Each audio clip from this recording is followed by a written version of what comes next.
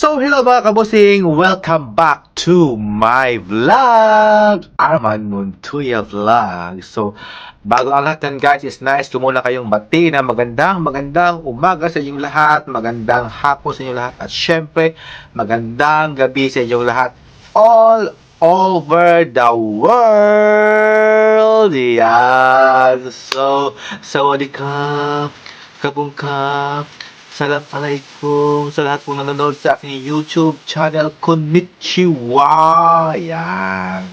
So, ayun na guys, ang pag-uusapan natin ngayon is yung mga nanalo ng Mr. National Universe na kung saan sobrang higpit ng laban nila guys. Yan. So, palakpakan natin guys yung Mr. National Universe 2023. Ayan. So guys, ito guys yung mga nanalo sa mga kabosing sa Mr. National Universe na kung saan ginanap doon sa bansang Thailand noong June 27. So, anong time na ngayon? I forgot na yung one. So, 28. So, kahapon pala ginanap. So, nanood ako ng Mr. National Universe. Nag-expect ako guys na makakapasok si Mr. Myanmar at saka yung sinabayan, yung si Vietnam sa top 5. Yun yung ina-expect ko. Yung hindi ko na-expect, yung si Malaysia yata yun, tsaka si Latvia. Yun yung hindi ko na-expect. Ayan. So, ayun guys, yung mga kabosing, ito po yung mga list na po yung nanalo sa top 5 na naging 4th runner-up at bilang isang Mr. National Intercontinental na si Mr. Latvia na si Trishkin Vladislav. So, ayan guys, hindi ko siya guys na-expect na mananalo siya dito or makapasok sa top 5 kasi hindi naman po bongga yung kanyang katawan at syempre yung kanyang basta yun yung kanyang figure. Pero sa kanyang charming talaga guys, doon siya ata bumawi, mukhang batang-bata talaga si Mr. Latvia. Ito guys yung kanyang mga picture dito si Mr. Latvia. Kaya siya nakapasok sa top 5 is so cute niya guys at parang bubbly siya. Parang bubbly siya si Mr. Perskin ng Latvia. So, congratulations for you. At syempre for the 3rd runner-up bilang isang Mr. National Earth na walang iba kundi si Philippines na si Michael Verkumalig. So, ayan, congratulations. I know na from the start talaga guys na makakapasok talaga si Michael Kumalig ng Philippines kasi sa kanyang speaking ability at syempre sa kanyang mga knowledge also at syempre sa kanyang background also na naging athlete siya kaya yun pasok na pasok talaga yung kanyang advocacy sa kanyang athletics at syempre yung kanyang katawan guys ganda din niya guys yung katawan ni Michael Verkumalig at syempre yung kanyang papauti-pauti na ganon so congratulations ito guys yung kanyang picture guys kasi sobrang gwapo din talaga ni Michael Verkumalig dito sa nung nag-compete siya doon sa Thailand. So I know already na nakakapasok siya talaga sa top 5 si Michael Verkumalig kasi sobrang gwapo niya at ganda ng kanyang katawan guys. Mabati-bati talaga.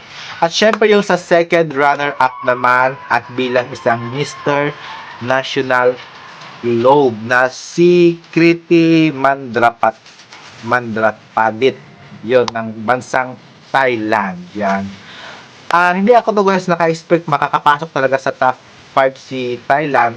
I know na home country nila kaya lang deserve naman talaga ni Thailand na makakapasok sa top 5 kasi lahat naman ng mga contestant is deserve talaga makakapasok sa top 5. Depende na lang po yun sa kanyang performance sa live at syempre sa kanyang performance talaga. At sa kanyang personality at sa kanyang body body, yun, sa kanyang katawan. Kasi si Thailand, gwapo rin siya. Siyempre, maganda rin yung kanyang katawan. Yung Mr. Thailand. Ayun yung kanyang picture dito, guys. Kaya ko nakapasok siya sa top 5. At syempre, guys, yung sa first runner-up at bilang isang Mr. National World na si Mr. England. Ayan, na si Marcos Charlie Bishop. Ayan.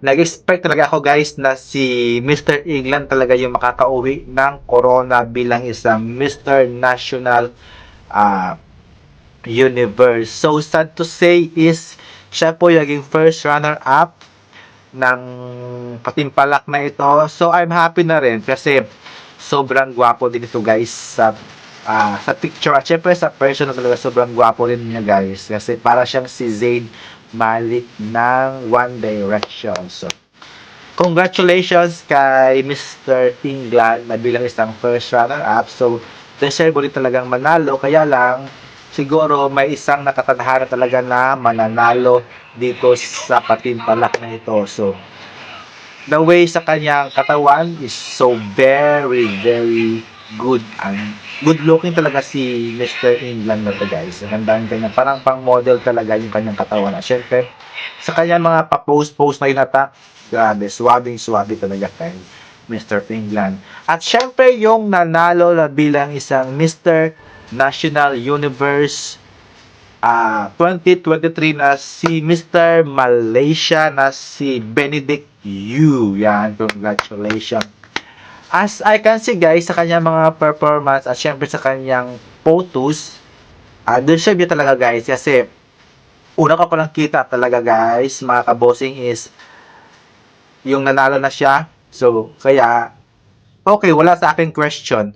Kasi yung kanyang katawan, maganda rin siya, maganda talaga, guys. Tsaka maputi rin siya, guys. Ayan. Tsaka wala siyang mga katato-tato. Unlike kay England, may tato kasi siya, baka hindi nila gusto yung may tato. Gusto niya kasi yung neat and clean. Kasi yung si Mr. Malaysia, wapo talaga, guys. Parang kamukha niya ata yung previous winner din, para may kahawigin sila, kaya yun yung kinuha nila magiging winner kasi para may pattern siguro sila.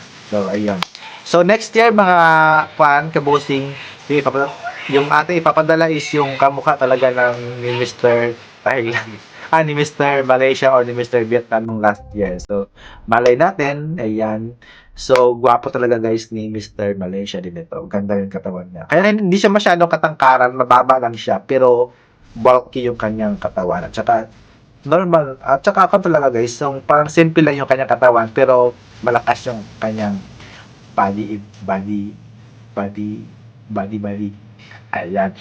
So ayun, guys, so nag-expect talaga ako na manalo talaga si mananalo, makakapasok yung si Myanmar kasi sa kanyang parang normal lang kanyang kan, tsaka yung sino, ayan, si basta yun yung parang Australia ba tayo yung post tattoo. Kaya lang bakit ito napasok kasi more on plan siya siguro, guys. More on tattoo. Yan. So dadako naman tayo mga kabosing sa Miss Philippines, sa Miss Supranational 2023 na kung saan nag-opening ceremony speech na si ating pambato na si Pauline Amelie sa kanyang speech. So, ang ganda ng kanyang styling at saka yung kanyang suot na kulay pink, bagay sa kanya, guys. So, malay natin, sana makakauwi, may uwi mo yung corona, Miss Pauline Amelie bilang isang second Miss Supranational 2023. Ayan. So, congratulations again kay Pauline Amelie. Sana tuloy-tuloy lang yun. Go, go, go lang. Laban mo lang yan. Push mo. At maraming salamat po, guys, sa panonood at sa aking YouTube channel. At sana po hindi po kayo nasasawang manood at makikibalita sa aking YouTube channel. At syempre, thank you so much, guys. And have a nice day and enjoy. Keep safe. Bye-bye. Have a nice day. Good night.